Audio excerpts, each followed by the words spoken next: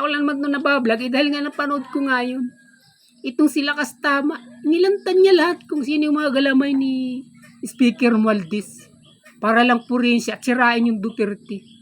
Pinangalanan talaga dun ultimong si Senator Erwin Tulfo, maaaring itong tinutukoy niyang ito, nung hindi pa ito senador. Ito, kabilang ito sa galamay ni Speaker Romualdez.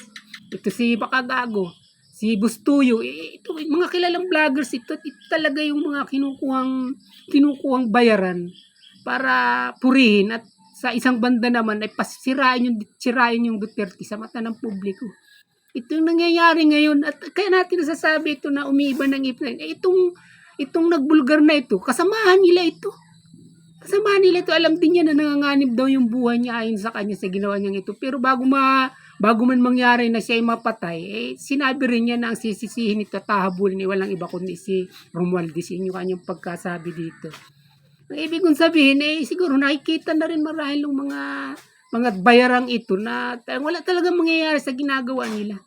Ano't ano man talagang lumilitaw yung buong katotohanan. Gaano man nila pilipitin ito sa pamamagitan ng mga malalaking ibinabayad sa kanila na yung publiko o kahit man yung mga taong talagang mulat ang kaisipan sa katotohanan at nagtataguig at hindi na-influensya ng politika o ng anumang bayad. Siyempre tinutukoy natin itong Supreme Court.